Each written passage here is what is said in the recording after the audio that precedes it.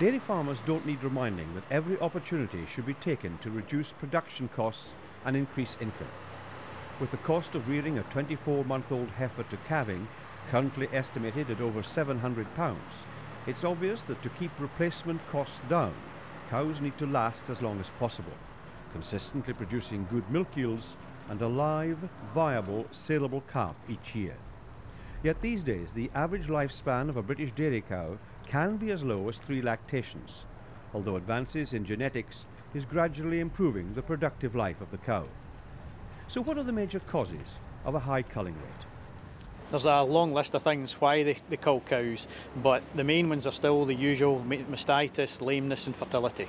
In terms of fertility, the main thing we look at is calving interval. It is a term that's been around for a long time, and a lot of people argue that it may not be the best way to compare cows in terms of breeding and fertility, but it's still a useful place to start. It gives us an indication of lactation length and what fertility comes out at. The results show just now that it's probably only about 3 lactations that cows stay in the herd on average, and really that's not long enough. We should be looking to keep cows in the herd for 5-6 years at least, and still being very productive cows. If the average is just 3 lactations, there's obviously some dairy farmers not achieving that with their cows. So what's it costing them? Well, even if you look at extended lactations to start with, cows that are not getting back in calf and being held in the herd, the figure quoted is about £3 lost per day in terms of milk yield by not getting that cow back in calf and returning back into the herd as a fresh calved cow at 365 days. So we can add that up. If you look at an extended lactation of a month, an average of 400-day calving interval, we're looking at something like £10,000 loss for a herd of 100 cows. So for a farmer looking to improve the longevity of his cows, what sort of health issues should he be considering? Really looking at trying to keep records in fertility and trying to monitor fertility and look to see what's causing the gap in fertility. It could be nutrition related, it could be disease related, it could also just be management in terms of observation and servicing as well. First calf heifers are notoriously difficult to get back in calf. So what are the stress and health issues which affect them there?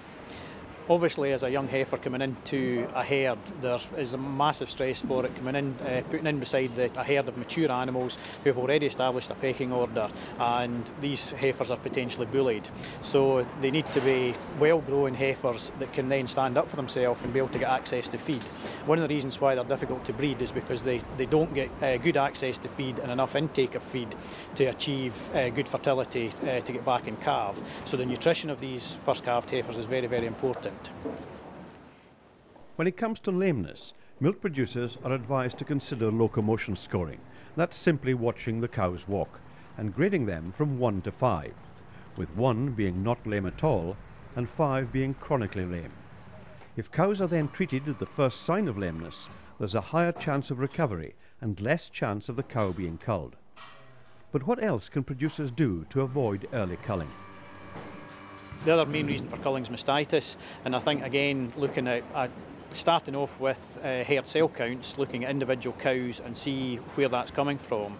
Also looking at incidences of mastitis in the herd and finding again what the source of these infections are. Most cases of mastitis happen in the first 100 days after calving, which usually stems back from either the dry period or at calving. What's your general advice to dairy farmers who are looking to enhance the health status of their herd?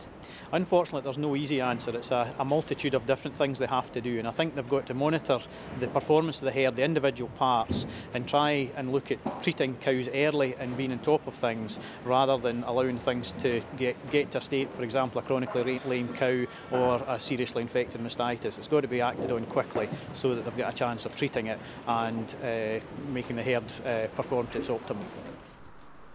21st century dairy farming presents a variety of challenges, not least concerns that a health problem could be increasing milk production costs, while at the same time reducing income. Identifying a problem is a major step towards solving it. There are a variety of health issues which can have a significant impact on a cow's milk yield, her fertility, and ultimately her length of time in the herd. SAC vet Mark Crawshaw specialises in dairy cattle health and production. The health plan comes first, and that is a general plan for the whole farm, and this covers all the different diseases and problems that the animals can get: calf scour, pneumonia, mastitis. Now, a health scheme is secondary to that. That comes on afterwards. And the health scheme at the moment has 4 diseases only in it: BVD, leptospirosis, IBR and Johne's disease. And these are specific eradication programs and certification of freedom from these particular diseases only. So during the health planning stage, the farmer may identify that he's, for example, a pedigree breeder who might wish to export cattle to Europe, and therefore being free of IBR will be very important for him. And if it's identified at the health planning stage, then part of the health planning process might be to indicate that to the farmer that he should consider joining a cattle health scheme to tackle the IBR issue. Or alternatively, it may be that a farmer identifies that he has a Johne's disease problem in the herd. One way of tackling that would be through a health scheme, a test and cull scheme through a Johne's cattle health scheme. Bovine viral diarrhea, or BVD, is regarded by vets as the most significant cattle disease in Europe and North America. Many EU countries have either eradicated BVD or are close to achieving BVD-free status. But what exactly is BVD, and why should producers keep it out of their herds? BVD is a virus infection of cattle, and it impacts on cattle in several ways. It impacts on female fertility and on bull fertility. The second impact it has is on the health of immature stock calves in particular, and we see 2 things with that. Firstly, we see the birth of persistently infected calves. These are the carriers that spread the infection. And these calves tend to develop mucosal disease, which is a fatal disease, and they die usually before about 2 years of age. But while they're living, they are virus factories. They put out a lot of virus that infects the calves around about. And what that virus does in that situation is it makes them much more susceptible to calf pneumonia, to calf scour. So the overall health of the calves in the herd is depressed significantly.